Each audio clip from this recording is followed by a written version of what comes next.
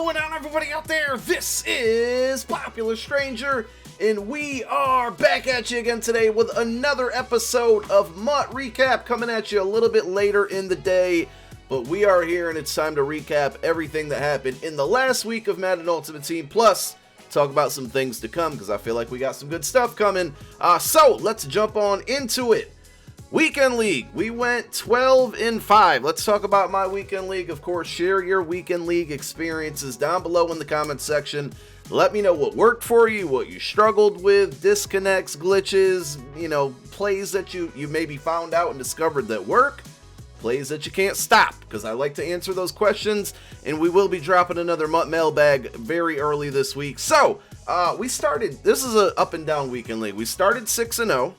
We improved to, I shouldn't say improved, we then went 12-3, went to 12-3, which still means we won 6 out of 9 games after starting 6-0, right? If I do the math. So we played pretty solid, and I knew I wasn't going to finish Weekend League this weekend. I didn't play it all Friday. Saturday I played maybe 3 games, and then Sunday I was, watching the playoff games, and I wasn't going to finish this week. We were going to take an L, but when I got to 12 wins, the chat told me you got to get 13. It was like 11 o'clock Sunday night. I really didn't want to play anymore, but we tried to get one more win, and we lost 2 straight to finish 12-5. And both of those losses against pretty good opponents, I gave up a touchdown with 2 seconds to go in the first half in the first loss.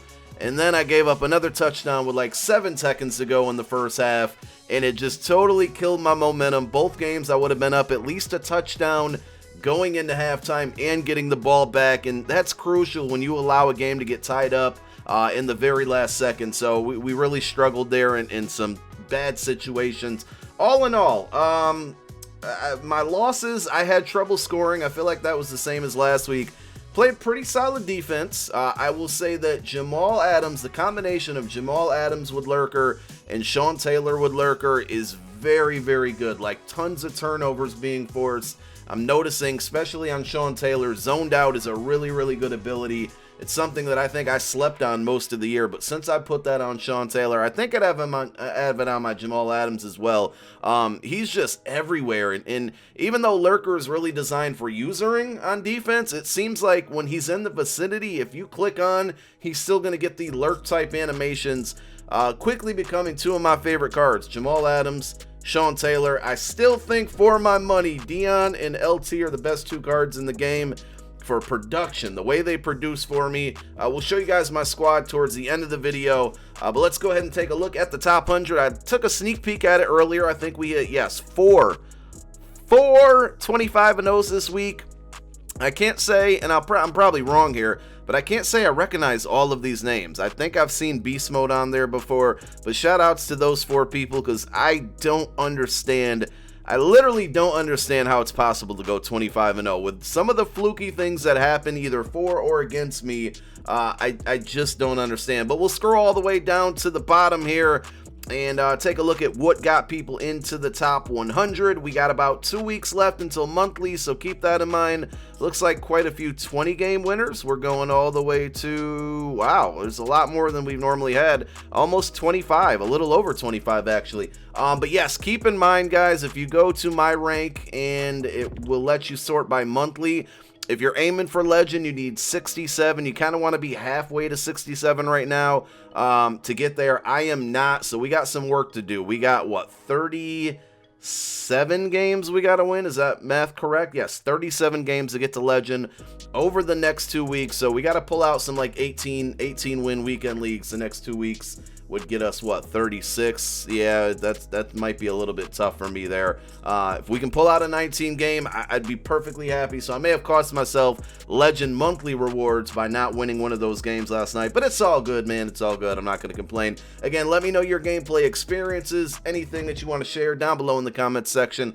Let's recap the week. So we're going to start with the return of flashback cards. Last Monday, we got some new ones today, but of course, we're recapping the week right now. The return of flashbacks, pretty cool.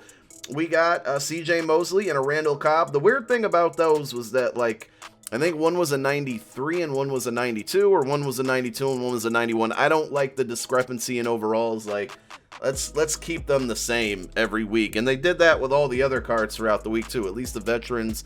Can't remember if they did with the heavyweights, but I'm pretty sure they did. I don't like that. I don't like that at all. Last Monday night, we did have the special stream to announce Team of the Year.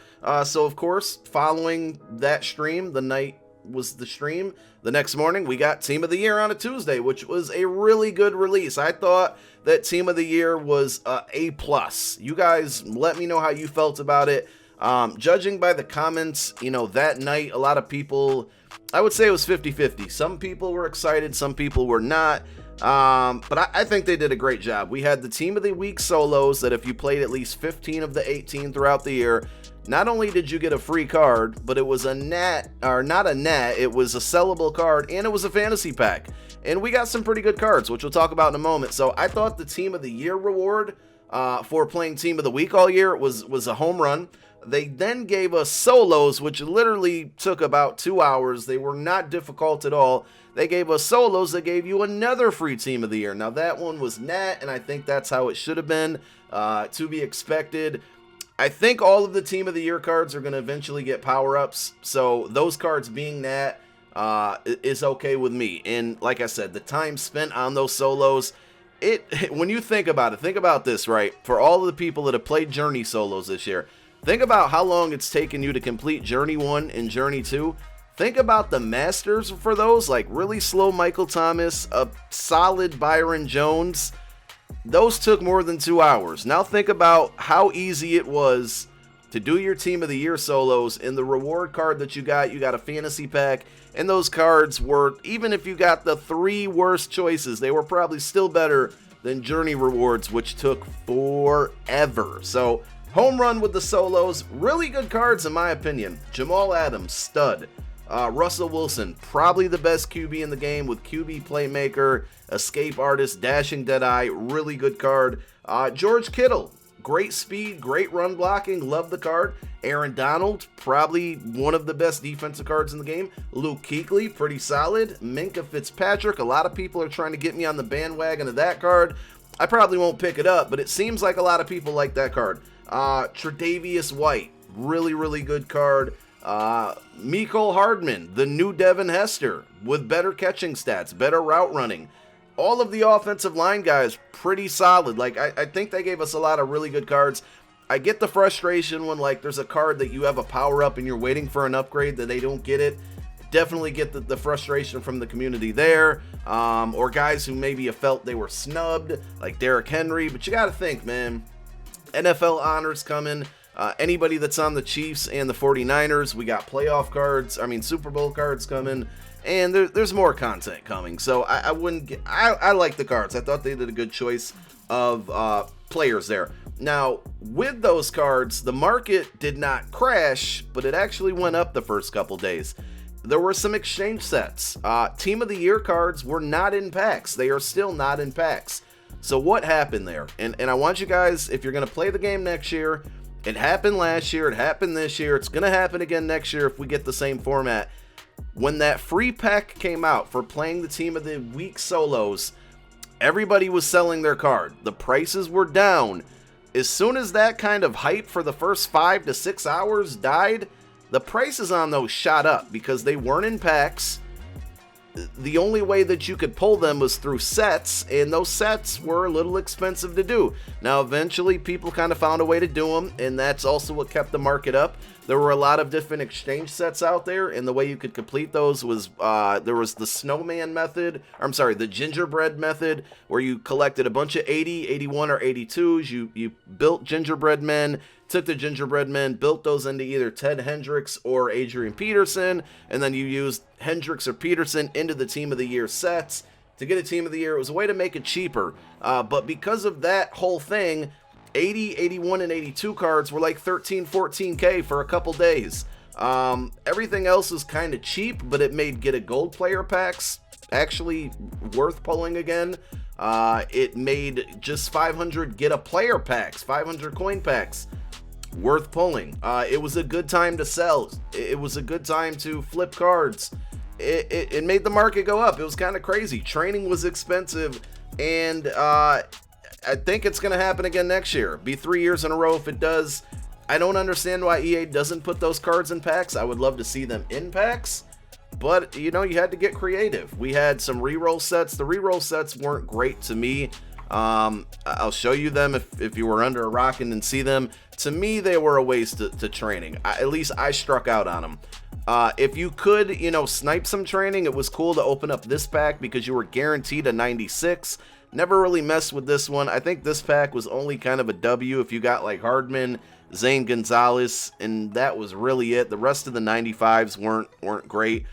This pack really hurt. Like, I opened this pack and I pulled a 95 6 out of 8 times. Some people had better luck, but you just lost too much to risk opening this pack. Another thing that happened with the market is that because 80, 81s, and 82s were so expensive, a lot of the other cards were really cheap, and that was things like heavyweights, veterans, flashbacks. And there was a lot of ways to like buy a 96 team of the year for about 400k or lower, use the training for that to open up these packs, and then people were buying these cards to try to do these sets. It was so backwards and weird, but there was just a lot of ways to do like different random reroll sets, and then, you know, the prices aren't the same now because they've gone up, but there was a lot of market manipulation, and it was interesting times. Now prices have eventually gone down, and that was thanks to Saturday's content, which we haven't got to, but we will. So let's move on to Wednesday. Wednesday we had heavyweights. We had James Daniels and Trey Flowers. I don't know who James Daniels is, I'll be honest, but I like this. I want them for heavyweights. Not so much flashbacks and veterans, but heavyweights. Give some guys who nobody knows about. Give them cards. I am okay with that. They're great for theme teams. Signatures. We got Jared Goff. This is Thursday. Jared Goff and Budda Baker. Not really great cards. Actually, Baker wasn't too bad. And if he gets a power up, he could be a solid card. Good run stuffer, it looked like. Good in the box playing safety. Veterans. Friday. Veterans is basically a Redskins former and current team promo.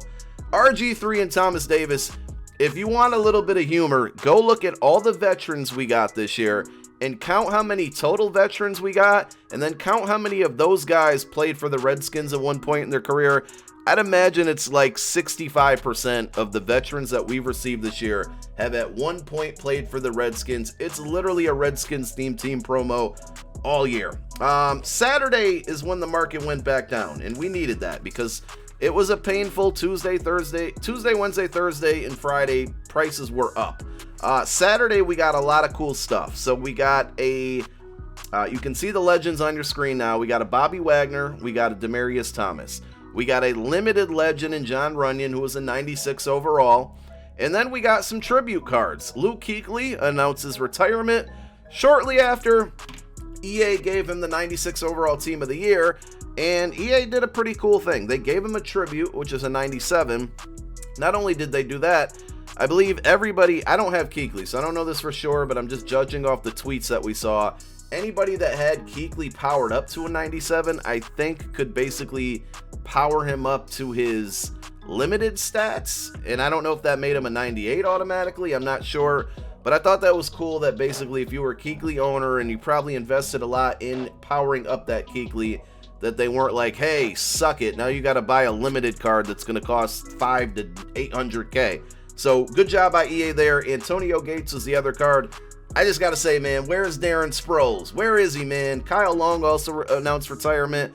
I think Kyle Long's going to move packs like that, but Kyle Long maybe could have got a card. And then that reminded me that Chris Long, 2-time Super Bowl champion Chris Long, retired this year. He didn't get a tribute card. I would love to see more tribute cards, but I think we're going to miss the boat on some of those guys. But give Sproles a card, man.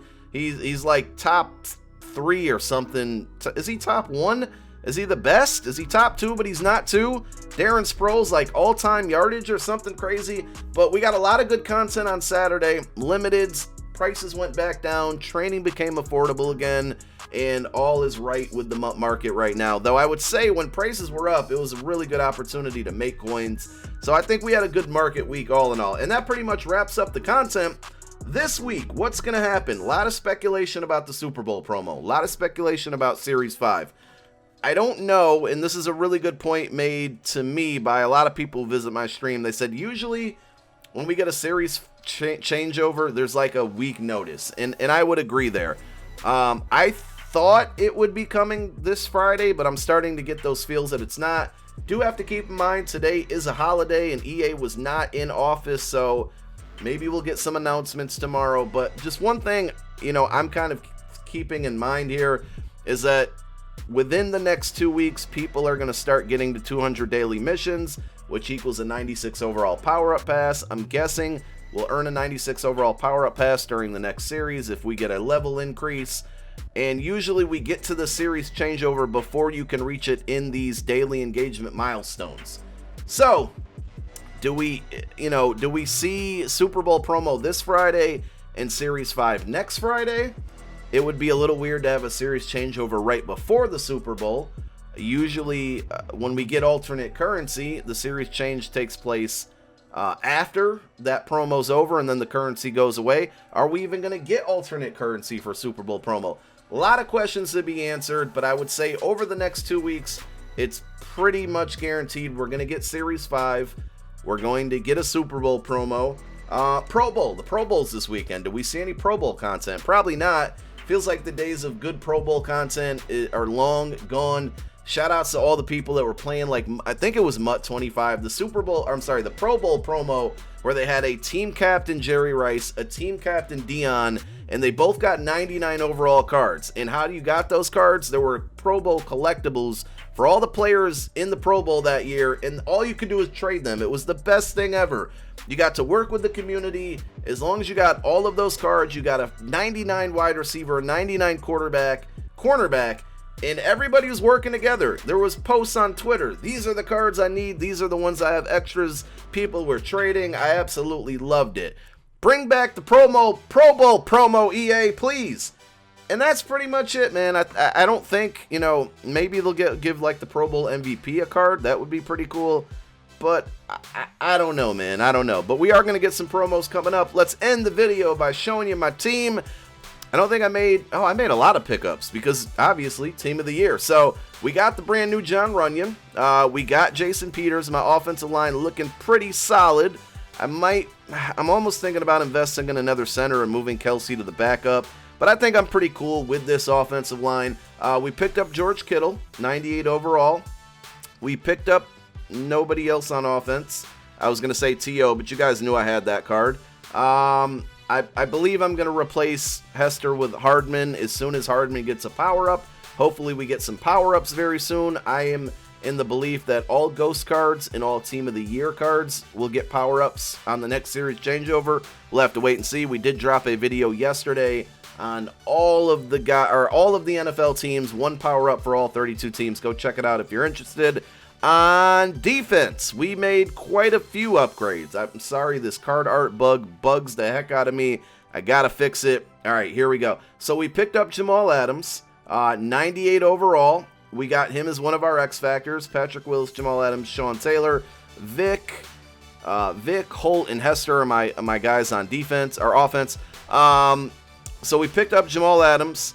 We picked up Aaron Donald, not powering him up because he's stupid expensive to do so. He's not making plays for me. I hate to say it. I think it's something about right end and my defense does not work out. I've had Aaron Donald there. I've had Bruce Smith there. I've had everybody there, and they rarely make plays, but we still got him on this team. We might sell him eventually if we get like a Brandon Graham Super Bowl card or something. I felt like I've made one more pickup on defense. I guess not, but there is my defense. We have, I think, 97 offense, 96 defense, 96 overall.